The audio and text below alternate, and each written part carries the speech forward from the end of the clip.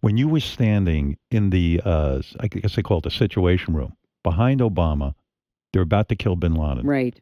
You knew that was a huge moment, right? Huge. Were you thinking again, this could have been my presidency? No. Really? No. Were you glad in a way it wasn't? Because that's a heavy thing when you see these guys going in. And there was a split among his advisors, and I was in the small group that said go after him and go ahead and do it with a Navy SEAL team. It was one of the most intense public experiences I've ever had.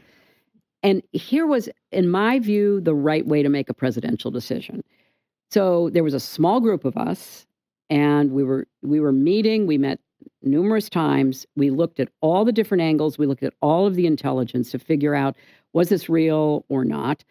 Final day of our last meeting, he went around the table and he asked everybody to tell him what they thought. Was Biden there? Biden was there. What did he say? Go, don't do it, right? Yeah, Biden said don't do it.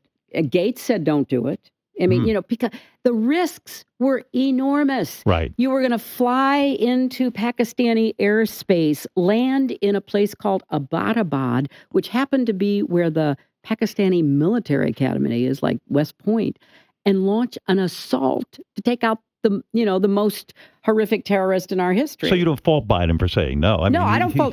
Here's my point was, in this room, this was presidential decision making because we all said what we thought, but he had to make the decision. And he said, I'm going to think about it. I'm going to sleep on it. And, I made my case as to why we should do it. I mean, I felt a special responsibility having been in New York the day afterwards and seeing all that. Were you like, oh, why doesn't he make up his mind? Because why should he sleep on it? Let's get in there. No, I admired that. You did? Yes. I do not like impulsive decision makers. Right. Because... And he also listens to other people. He listens and he probes. And why do you believe that? And why don't you believe that? You watched Bin Laden die. No, the video ended when the SEALs got into the complex, into the buildings. Because of a technical reason or because you didn't want it? I think both. Remember, I agreed with the president as well, not to release pictures. Wow. Yeah. Here's a story that I like to tell because most people don't know it. You know about the SEALs going in. You may know that one of the helicopters crashed. That's right. Luckily, we had tried to think of every possible scenario.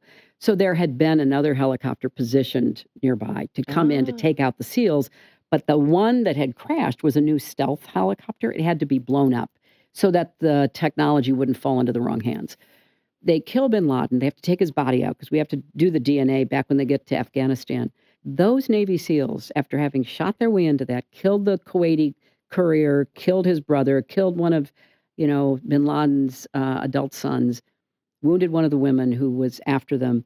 They took the women and children out, and they took them to the other side of this big compound, as far away from the helicopter explosion as they could, so they wouldn't be injured. Now, that's, when I think about the American military, that's who I think about.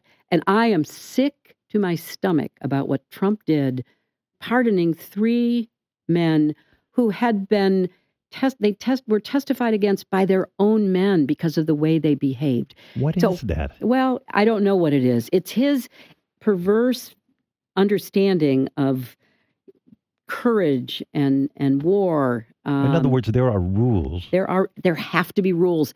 That's why I was so proud to tell that story. What other military would do that? All of a sudden, people are waking up. We're monitoring all the chatter. People are waking up. They're climbing to their roofs. They're only a mile away from this military academy. And our guys take the time to move this family around. First of all, they didn't kill him. And then they brought him to safety. That's the American military that I know. It moves me. It moves me when you describe this.